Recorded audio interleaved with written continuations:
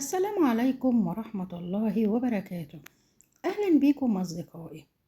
الفيديو بتاعنا النهاردة هنتكلم عن رسالة ليكي. كفاية ندم على اللي فات. ابدأي حياتك من جديد وركزي في المستقبل. هل انت بتندمي على أخطاء عملتيها في الماضي؟ هل بتفكري كتير في الفرص اللي ضاعت منك؟ لو انت بتعملي كده يبقى في الفيديو ده هيكون موجه ليكي. هنتكلم فيه عن أهمية التخلي عن الندم والتركيز على الحاضر فقط والمستقبل، وإزاي تبدأي من جديد، وإزاي توصلي لأهدافك والنجاح. كم مرة قعدتي لوحدك تفتكري فرص ضاعت منك، أو رجعتي بذاكرتك لورا وافتكرتي قرار أخدتيه وقلتي لنفسك يا ريتني ما خدت القرار دوت في الوقت ده؟ كم مرة فضلتي تلومي نفسك على حاجات حصلت من شهور ومن سنين؟ الحقيقة في ناس كتير مننا عايشين في الماضي أكتر ما هم عايشين في الحاضر. كل يوم بنصحى الصبح يوم جديد، لكن عقولنا لسه واقفة عند موقف قديم حصل، أو فرصة ضاعت مننا، أو حلم ما تحققش، أو شخص عزيز علينا مشى من حياتنا. طب السؤال اللي هنسأله لنفسنا هنا، ايه الفايدة؟ هل الندم هيغير اللي حصل؟ هل الحزن اللي احنا عايشين فيه هيرجع الوقت تاني؟ هل لومنا لنفسنا هيخلينا نتقدم خطوة لقدام؟ الإجابة أكيد لأ. أصعب سجن ممكن نسجن فيه نفسنا مش سجن من حديد وقضبان، هو سجن الذكريات والندم.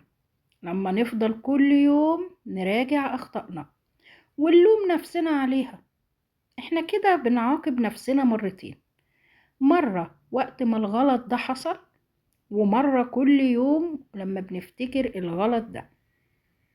كلنا غلطنا، كلنا ضيعنا فرص من ايدينا، وكلنا اخدنا قرارات لو رجع بينا الزمان مش هناخدها تاني او هنغيرها. لكن الفرق بين الشخص اللي نجح واللي فضل واقف مكانه ان الشخص اللي نجح ده اتعلم من اخطاء الماضي، لكن التاني اللي واقف مكانه هو لسه بيعيش جواها.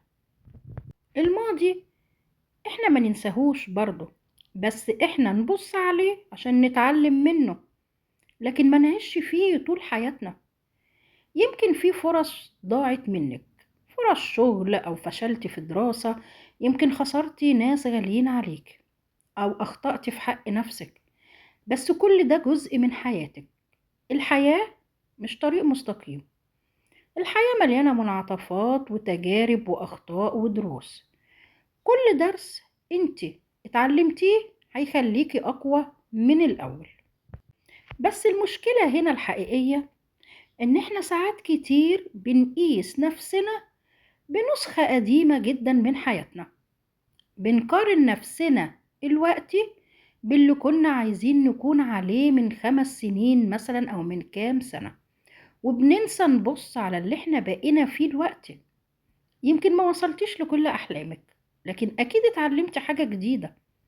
ممكن تكوني تعبتي، لكن أكيد بقيتي أقوى. ممكن تكوني وقعتي، لكن أكيد عرفتي إزاي تقومي.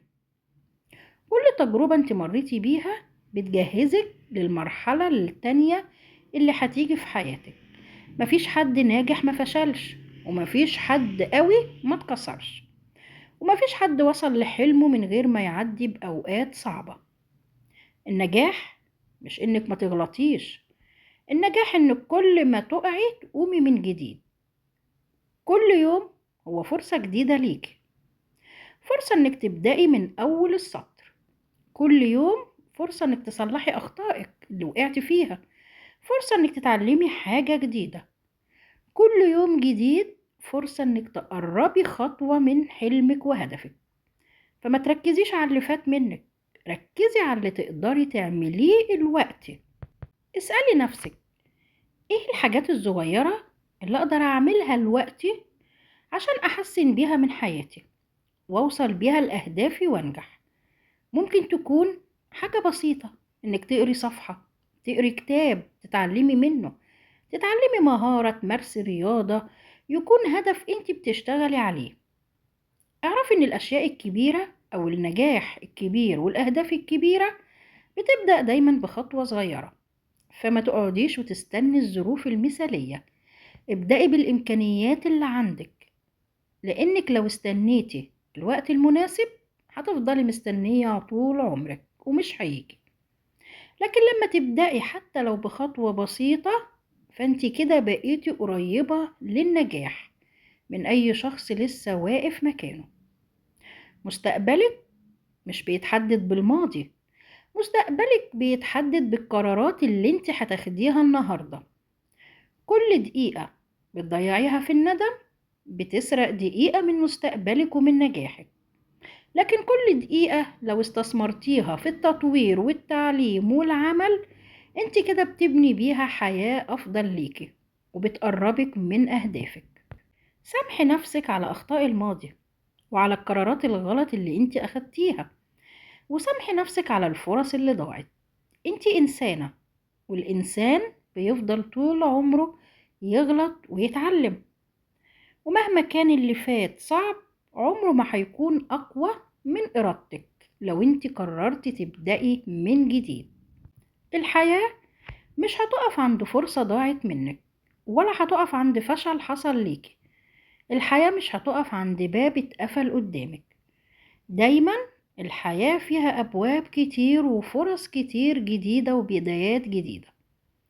فالنهاردة من اللحظة دي سيبي الماضي مكانه وابدأي تبني المستقبل اللي انت تستحقيه. خلي عينك دايما على اللي جاي، لأن أجمل أيام حياتك ممكن تكون لسه ما جاتش.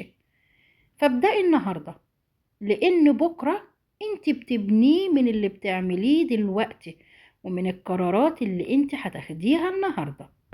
واحب اقولك قبل ما اقفل الفيديو ان الفرص اللي راحت منك دي كانت دروس ليكي، والاخطاء اللي حصلت لك اديتك خبرة، والايام الصعبة اللي عديتي بيها كانت تدريب ليكي عشان تبقي اقوى.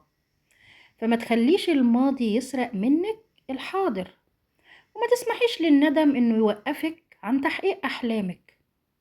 افتكري دايما ان ربنا ما خلقش يوم جديد في حياتك عبثا، لكنه خلق يوم جديد في حياتك عشان يكون فرصة جديدة وأمل جديد وباب جديد ممكن يفتح لك حياة مختلفة تماما. فمهما تعثرتي قومي، ومهما فشلتي حاولي من جديد، ومهما ضاعت منك فرص في فرص أجمل لسه جاية. النجاح مش للناس اللي عمرها ما وقعت، النجاح للناس اللي كملت كل مرة بتقع فيها وتقوم أقوى من الأول.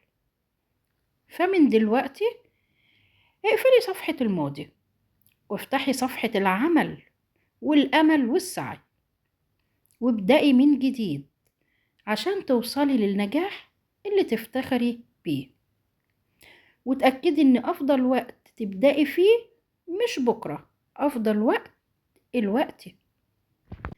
ارفعي راسك وتحركي نحو حلمك.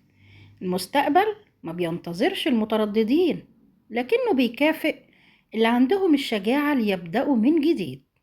والسلام عليكم ورحمة الله وبركاته.